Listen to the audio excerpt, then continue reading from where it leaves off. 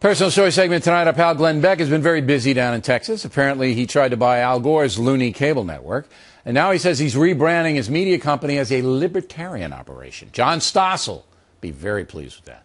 Beck joins us now from Dallas. Howdy. How you doing? Something. This is what all of the media is reporting, and I appreciate, Bill, you giving me a chance to clear this up. I'm not rebranding anything. No. The media just picked up on the fact that this week I said, look, the Republicans and the Democrats are going exactly the same place, and it's a diminishing return here. The difference is getting smaller and smaller. The growing segment is the libertarian movement, and that's what we concentrate on my network, and that's what we concentrate on my show. What does that mean? Libertarian, let's take the debt ceiling, okay, which is we just talked about. Yeah. We owe $16.5 trillion, all right?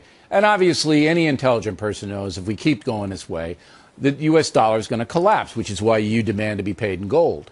All right. So what is a libertarian outlook on that? Does a libertarian say we don't want any paper money anymore? What do you want? No, I can't speak for the libertarian movement. What do you mean? You said you're a libertarian. Now you can't speak for them? I can speak for me as a libertarian, but that is a very wide platform. For me, stop spending. Cut the size of the government. Go into reason. You were just talking a minute ago about this new coin. Yeah. Are you out of your mind? They're not going to do that. Washington is, Bill, the fact that they're even debating it shows you how far from reality they really are. Yeah, but that's probably on a current TV network, which I want to get into now. Now, Beck, did you really make a formal offer to buy this dopey network? Here's what happened. We debated back and forth because I think it was worth about half of what they paid. So we debated back and forth, and so we thought, okay, you know what? If we can get that number of households, it's worth it. Let's call them up and make an offer. All right, so you made a $250 million offer to Gore? No. We called them up and we said, so we want to make an offer, blah, blah, blah. And they said, great. And who is this Mercury company who's... Right. We said, go back. And they said, well, that would have to actually go to the vice president. I can't. We're going to call you back.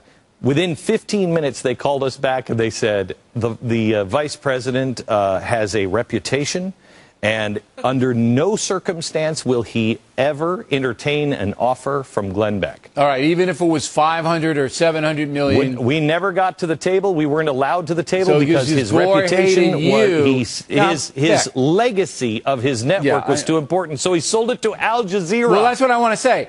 How do you process it personally when you're more loathsome to Al Gore than guys who glorify Osama bin Laden? You're worse. Of honor. I want that on my resume.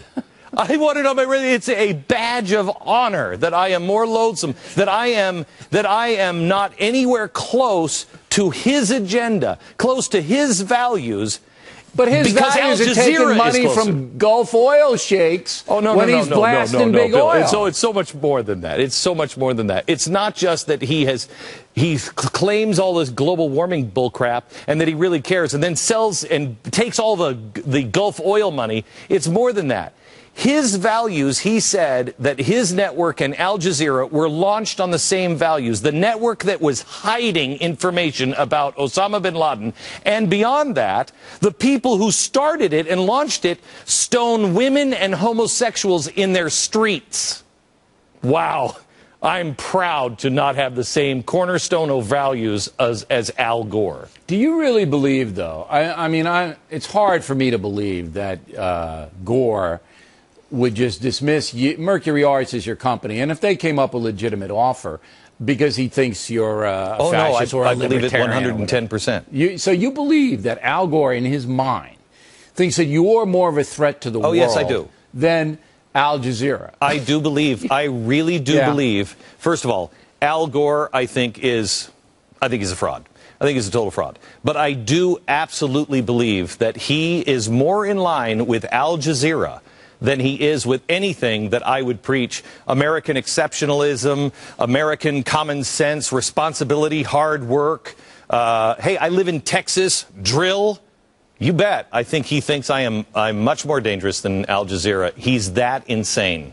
Now, does it trouble you at all that he was almost the president of the United States, that it was just by the Supreme Court, one vote that kept him out? On many levels, yes. On many levels, yes. But what is disturbing in this particular case is that here's a guy who used to wear a flag lapel pin and then gets in bed again with an organization that CNN said in March of 2002 they are hiding information about Osama bin Laden that would be good for the United States. An organization that on the weekend has a regular, like a Jesus show, except it's all about Muhammad, where they're talking about, oh, please, Allah, give me the courage to stone the Jews to death. I mean, he used to wear a flag lapel pin. Sticks and Stones Can Break Your Bones, I think. Yeah, and Al Jazeera Beck, will kill you. I got to go, but I heard one rumor. I don't know whether you know it's true or not. But Al Gore doesn't wear a flag lapel pin anymore. He wears a lapel of an oil rig. Is that true, do you think? I bet that man, for the right price, will wear anything on his lapel. Except a Glenn Beck button. That's not exactly happening. Right. Thank you very much, All right, Bill. Beck, good to see you, man.